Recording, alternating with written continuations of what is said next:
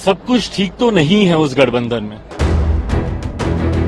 से मेरे मुख्यमंत्री की पार्टी ने ही एक दो सीटों पर अपने प्रत्याशियों की घोषणा औपचारिक तौर पर उन्होंने कर दी और कि भाई कौन प्रत्याशी होगा। मुंगेर की सीट सबको पता है कौन लड़ेगा। सीटों के तालमेल को लेकर जिस तरीके से कठिनाइयां सामने आ रही हैं, ऐसे में ये गठबंधन चुनाव तक एक रहेगा कि नहीं, बहुत बड़ा प्रश्न चिन्ह उसके ऊपर खड़ा है। भाई देखिए, सब कुछ ठीक तो नहीं है उस गठबंधन में।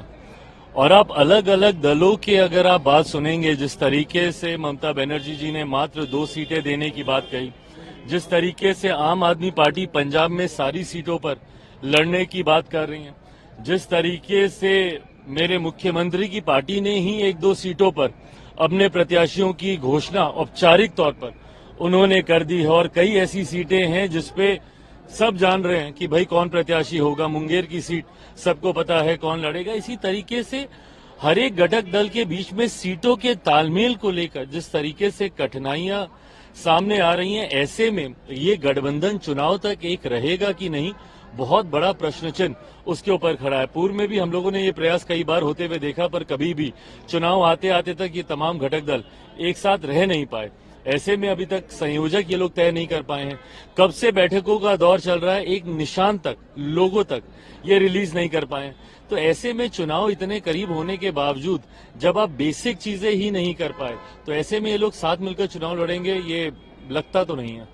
ईडी के टीम पर बार बार ईडी पर ऐसे तो जुबानी हमले होते थे, उसको तरह तरह के तोता क्या एजेंसी कैसे एजेंसी कहा जाता। अब तो हमले किए जा रहे हैं। बंगाल में तो बजाते अधिकारियों को पीटा गया है, सिर फट गया है, गाड़ियों पर हमला किया गया। देखिए, केंद्र की एजेंसियों के अधिकारियों पर इस हमले की निंदा लोक जनशक्ति पार्टी रामविलास, मैं खुद इसकी निंदा करता हूं। ये कहीं से भी स्वीकार्य नहीं है।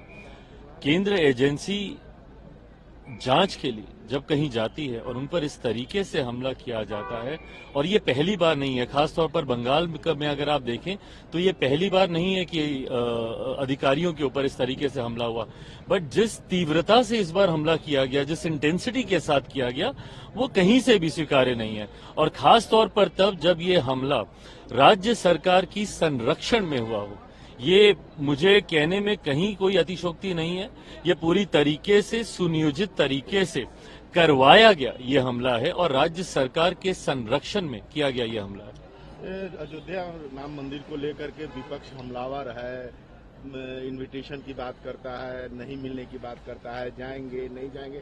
इस बीच नालंदा के एक एमपी हैं कौशलेंद्र जी, जदयू के एमपी है, उन्होंने तो मैंने अजीब तरह की टिप्पणी कर दी। उन्होंने कहा कि बेटे की शादी है कि वो बुलाएंगे, या श्राद्ध में जाना है कि वो निमंत्रण पत्र देंगे।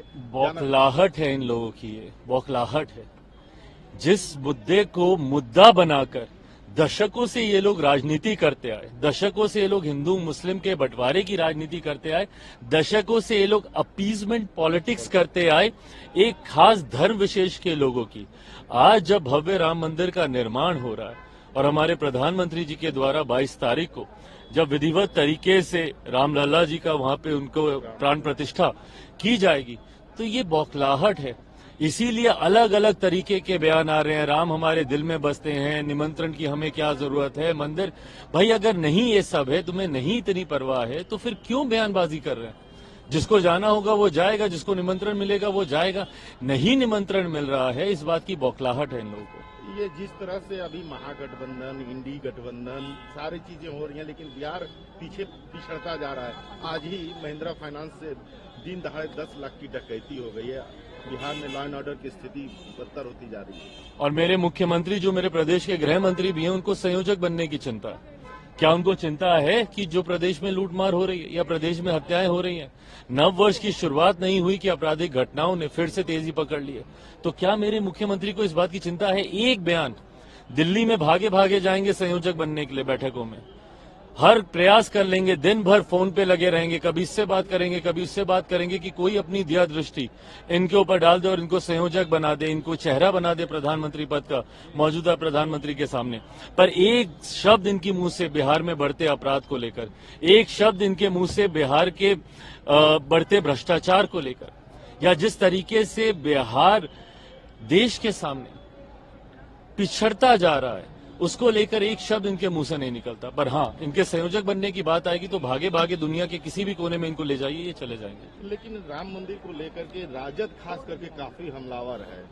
पोस्टर लगाए जा रहे हैं मंदिर में, रूढ़िवादी। अपीजमेंट तो अस्पताल खोलने की बात हो रही है कि वहाँ अस्पताल खोला जाना चाहिए था, स्कूल खोला जाना चाहिए था। तो भाई क्यों नहीं कर दिया, क्यों नहीं कर दिया आप लोगों ने? केंद्र सरकार का हिस्सा ये लोग नहीं थे क्या इससे पहले? क्या केंद्र में इन लोगों की सरकार नहीं थी? यूपीए में तो लंबे समय तक इनके नेता, इनके राष्ट्रीय अध्यक्ष वहां के उसमें मंत्री थे, बड़े पद पर थे। तो उस वक्त क्यों नहीं इन्होंने ये सारे प्रयास कर लिए? क्यों नहीं उस वक्त भाई कुछ नहीं, मंदिर बाद में बनेगा, पहले हम अयोध्या में एक अस्पताल खुलवाते, क्यों नहीं उस वक्त जाके इन्होंने अस्पताल खुलवाए? हकीकत है ये सिर्फ अपीजमेंट पॉलिटिक्स कर रहे हैं। इनसे ये बर्दाश्त ही नहीं हो रहा कि कैसे मौजूदा सरकार सबका साथ, सबका विकास और सबके विश्वास के साथ मजबूती से आगे बढ़ रही है। हमसे जुड़े रहने के लिए हमारे YouTube चैनल को सब्सक्राइब करें और नई वीडियो की नोटिफिकेशन के लिए बेल आइकॉन को दबाएं। अगर आप ये वीडियो Facebook पर देख रहे हैं तो लाइक जरूर करें और ज्यादा से ज्यादा शेयर करें। धन्यवाद।